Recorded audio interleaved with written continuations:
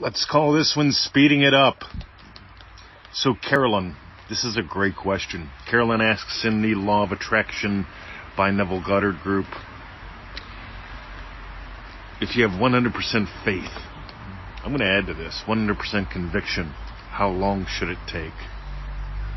How long should it take? How long should it take if you fully surrendered to the state of your wish fulfilled?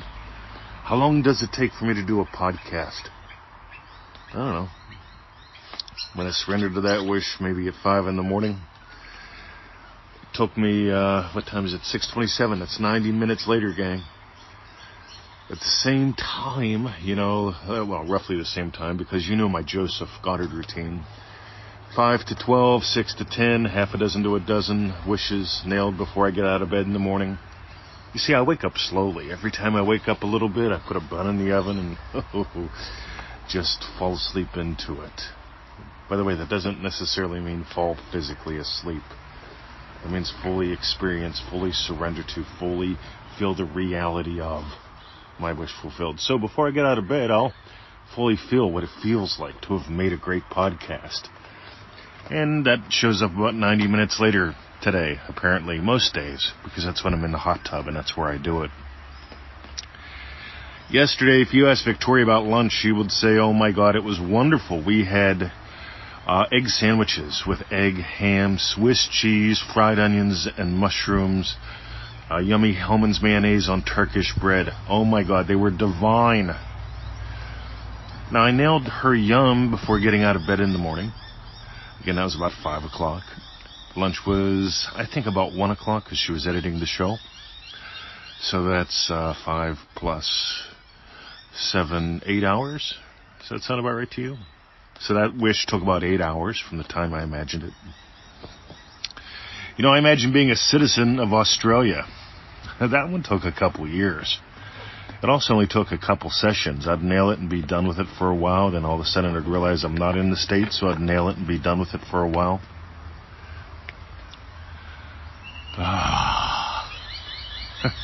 You see, you get what fun this is. By the way, I can screw lunch up. Oh my God. Because if I get impatient, because I want to eat now. I want to eat soon. What's she doing? Is she going to come or not? I'd like to get started with this. See, if I start feeling those kind of things, for some reason lunch is late. What's impatience? What's persistence? For most people, impatient and persistent are the same thing. I'm being impatient, persistent. I can't even spell that. You figure it out. But there are people that are very impatient, persistent. There are people that they focus on deadlines. They focus on this massive sense of relief, which I'm not a fan of, by the way. Right? I need money by Friday. I'm imagining counting my cash. Thursday night, knowing that I made it again. I paid the mobile phone bill, paid the rent. I'm not a fan of that. So what if you imagine doubling your income and working half the time and doubling your income and working half the time? What if you imagine being someone who does that semi-routinely until you get distracted with other things that you fall asleep into? See, Neville says when you surrender to a state, you fall asleep in it. When you fall asleep in a state, you're not necessarily noticing what you are as God having the adventure of a lifetime. You're noticing lunch. Whenever I'm doing the podcast, I'm not contemplating how this works or who I am. I'm just having fun making a podcast. Here's the fun thing, guys.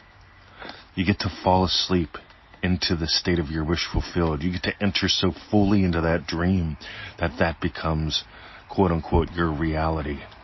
Your imaginal leads your physical. And here's the thing. If you're leading, you're not looking back to see. You see, do you think the engineer, do you think the train, what do we call it, the train, the thing out in the front, the train, the choo-choo bit, do you think it looks back to see where all the different cars are, to see how far back they are, to see if they're following, see if they're getting closer? The train pulls the train. Your imaginal experience leads your physical experience. And as long as you're noticing it's taking time,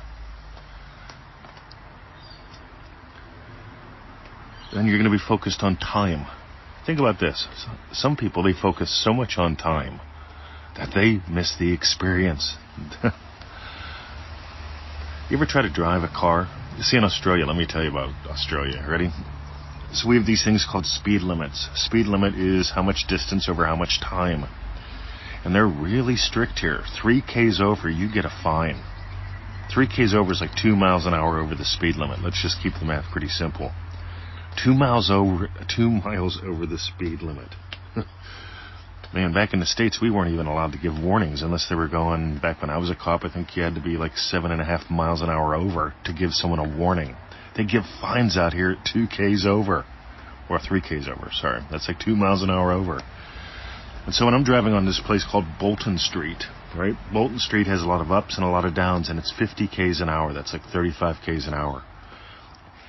And I find myself watching the speedometer because it's too easy to speed, and they run speed traps there. And so I find myself, and by the way, I talk to people. Yeah, so many people tell me that's where they drive the worst because they're so fixated on the speedometer that they don't drive safely. I want you to get the joke, because the joke is this. If you're focused on when is it going to happen, you're not experienced that it already has. If you're experiencing, when am I going to double my income and work half the time? You notice that one's a hard one to put when. Because if you double your income and work half the time, and double your income and work half the time, and you just keep doing stuff and fun games like that, and you discover I create wealth. See, that's an ongoing emergent. That's a direction. You can, imagine making more and more wealth just for fun. Or you can focus on deadlines. Or you can have the time of your life. I want you to have the time of your life. And that's what happens when you make this about identity-based manifesting. We've got a course on that. I'm going to put it up here right now. ManifestingToTheMax.com. In ManifestingToTheMax.com, we nail the tools in the toolbox in some very interesting ways. We explore wealth, health, relationships in some fascinating ways. And we bring it all together with you. Your concept of self. Your identities. You'll notice that I always talk about loving husband, loving teacher, loving puppy dad. Those are my 3 core identities. They have one common quality. We explore why and how I do that in that course. But ManifestingToTheMax.com. It's like one big package. I suggest you play with it slowly over 90 days. And you have some fun with it. Because here's the deal. So many people, they're so focused on completion. Oh, I just completed Manifesting to the Max. Well, you downloaded it yesterday. Don't do that. Savor it. Here's my suggestion to you. I savor every moment of doing the podcast. I savor every moment of cooking and eating lunch. And that's only possible after I've fully nailed the state of my wish fulfilled.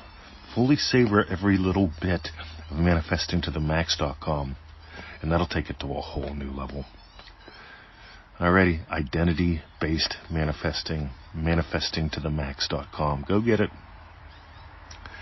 If you got gold today, yeah, that's it. And y'all know sharing is caring. Have a lovely day. See ya.